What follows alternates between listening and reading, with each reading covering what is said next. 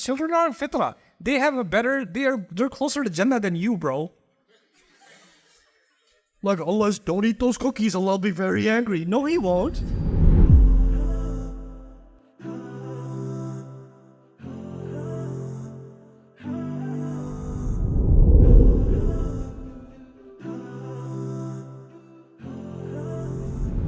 I think you should teach children Islam early, but what you teach them in Islam is sensitive. And I've talked about this on different occasions. I'll briefly mention this to you, my own view. You're free to disagree with me. The stories of the prophets, most of them, like the story of Nuh alayhi salam, or the story of Musa and Fir'aun, or the story of Salih and Shu'aib alayhim salam, etc., or the story of Lut alayhi salam. A lot of those stories are not child-friendly. And the reason they're not child-friendly is because we have to understand a teacher teaches based on the student. Allah revealed these stories in the Meccan Quran because the people of Makkah were acting like the people of Nuh, and the people of Salih, and the people of Shu'aib, and the people of Lut. So Allah warned them about their behavior and let them know, I have seen this behavior before in these people, and you are acting like them, so you might end up like them. So those were the worst enemies of the Prophet that were being compared to previous worst enemies of prophets. And what happened with them? Our children are now being given these stories that are actually originally meant in that first context. Do you understand? So kids need something else. Kids need a message of how much Allah loves them, because He does. Kids need a message of the story of Adam alayhi salam. That's really important. That's probably the most important. If they know nothing else, they should just know the story of Adam alayhi salam. And they should know the story of Ibrahim alayhi salam to a good extent. You can skip the sacrifice part until later on, because you understand that it's a child's brain. They can't process. Then they start looking at their dad funny. Right?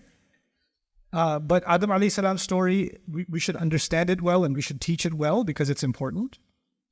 Even early on, I've done 2 story night events on the story of Adam alayhi salam. You guys should watch it and do your own version of that for your kids. And for any people that are parents, my advice to you is learn to be theatrical.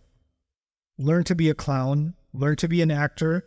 Learn to be a performer when you tell a story to your child. Don't tell a story in the most boring, uninteresting, once upon a time, there was a prophet. His name was Adam. Then he ate from the tree. Yusuf alayhi salam had 11 brothers. His brothers put him in a well. The kid is listening going, put me in a well, please. Just...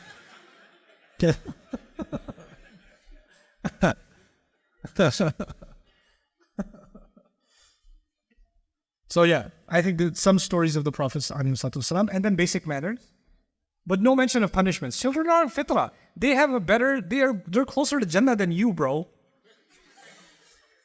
Like, Allah, don't eat those cookies, Allah will be very angry. No, He won't. No, He won't. Allah will be angry with you for telling the child that Allah will be angry for eating cookies. Because if this kid's brain isn't even fully developed yet, and you're saying Allah is going to punish you, Allah's going to get you, Allah's going to get you. And then mothers act like mothers are standing there, and behind them invisibly God is standing there. If you don't listen to me, Allah will be very angry. Where did you get this from? It's so self-righteous and it's so narcissistic, actually. It's very Fir'auni.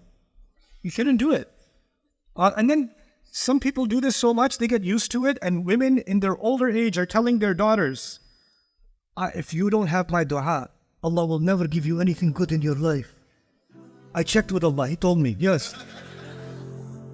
I hope you guys enjoyed that video clip. My team and I have been working tirelessly to try to create as many resources for Muslims to give them first steps in understanding the Quran all the way to the point where they can have a deep, profound understanding of the Quran. We are students of the Quran ourselves, and we want you to be students of the Quran alongside us. Join us for this journey on bayyinatv.com, where thousands of hours of work have already been put in.